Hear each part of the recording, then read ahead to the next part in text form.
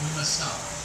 Stop all non-essential spending, regardless of the financial source.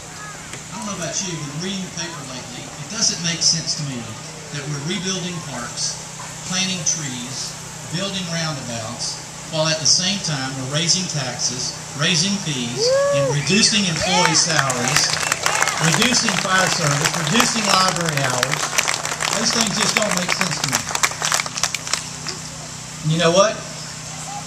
We're even reducing the number of times that we mow the grass in our parks and on our rights of ways. Those are the basic needs of the citizens of this city. Now, it doesn't take a rocket scientist to figure out that's a problem, and it's just simple economics to fix it. And finally, our next mayor must do these things. Now, bear with me a little bit because I'm going to lose you right at first. 1, re-examine all policies. 2, reevaluate all programs.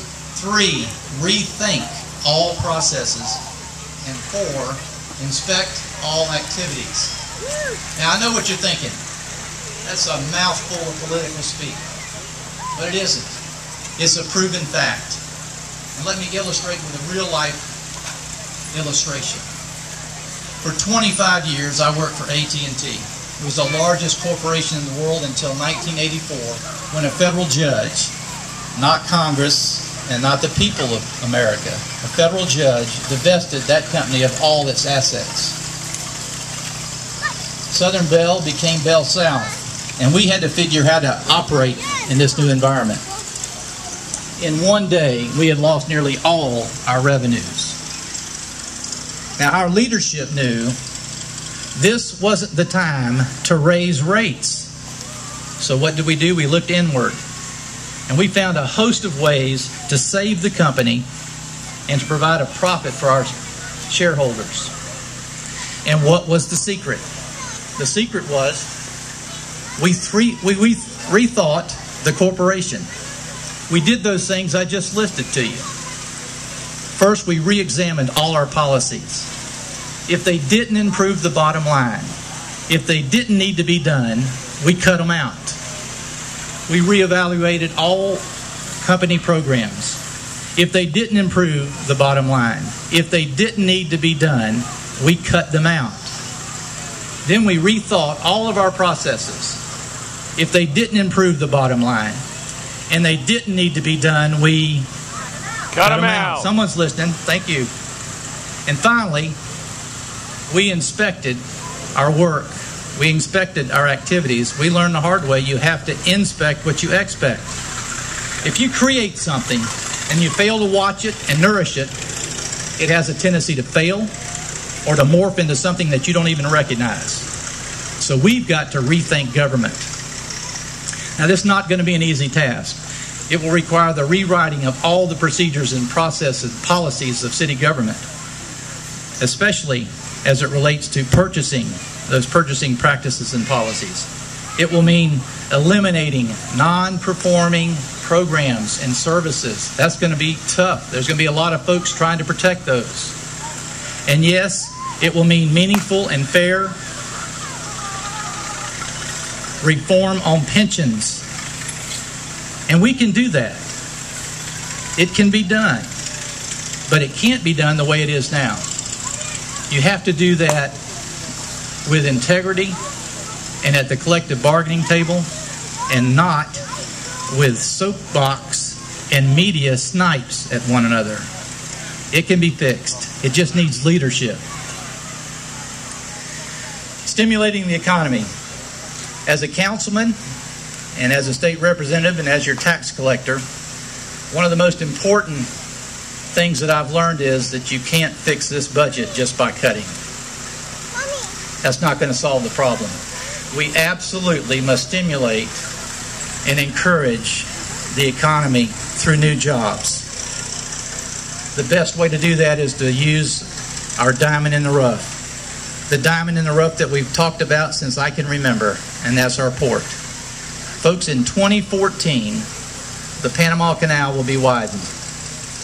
Those new ships are bigger, deeper, hold more cargo. They've got to come someplace on the East Coast. The best place on the East Coast, the entire eastern seaboard, for those ships to bring their freight is the Port of Jacksonville. Geographically and logistically, we're the best place. Jobs create revenues. Revenues create tax dollars. Tax dollars provide you the services that you need without touching your pocketbook or your home. As mayor, I'll also make it a priority in my administration to help small businesses. Many of you here are small business owners. 4 out of 5 jobs in Jacksonville, the folks work for a small business. They pay the lion's share of the taxes that we collect. It's time that City Hall respects those small businesses and gives them the lion's share of their attention, not the big corporations that we try to get to move to Jacksonville by all these incentives. We have a wealth of opportunity just right here in Jacksonville with our citizens that want to be entrepreneurs, want to get help, and want to get started.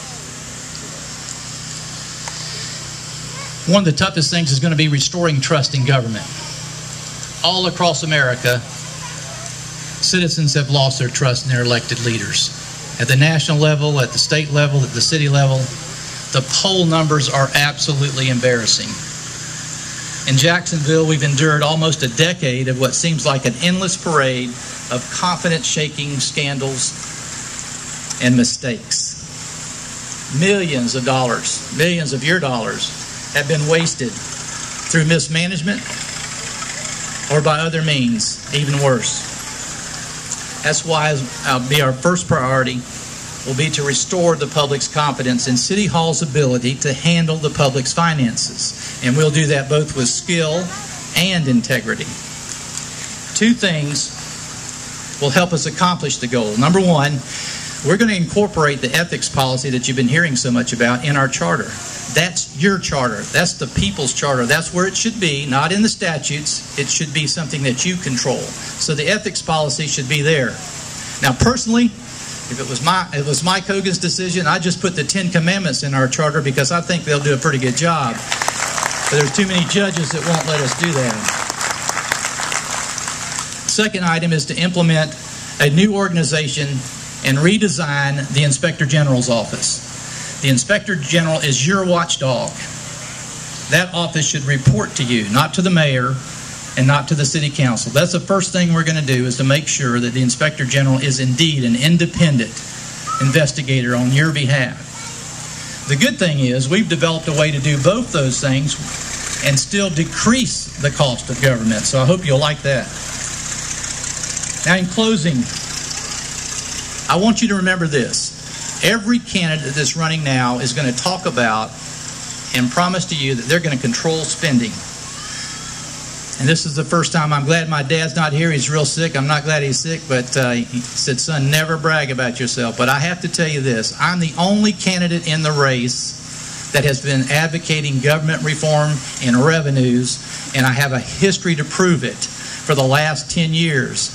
Just recently, I served on the Taxation and Budget Reform Commission, and we introduced a bill that would have come directly to you as the voter. It would have been placed on the ballot last year that would place revenue caps on all state government, on all city governments, on all county governments. And it was defeated. We lost by 1 vote. I understand from the next president of the Senate that it's going to be resurrected. So you'll have another opportunity to vote for that bill. But we've already shown our commitment in that area, and we'll do that, and we'll approach that same work with the city. We're going to cap revenues, folks. You want to stop spending, you cap revenues. Now, our city is at a crucial moment in its history. The type of leader we select as our next mayor is going to determine how we emerge from this recession and what success that Jacksonville will have in the future. Now, Jacksonville's always been a great city. It's not because of anything your government's done. And it's probably not because of Hogan founded it, okay? I'll admit that. It's because of folks like you who live here, who work here, and raise your families here. You've made Jacksonville great. It's time that we restore it and give it to you in the shape that we found it. City Hall needs to be reminded that its job is merely to create the conditions that will let you prosper.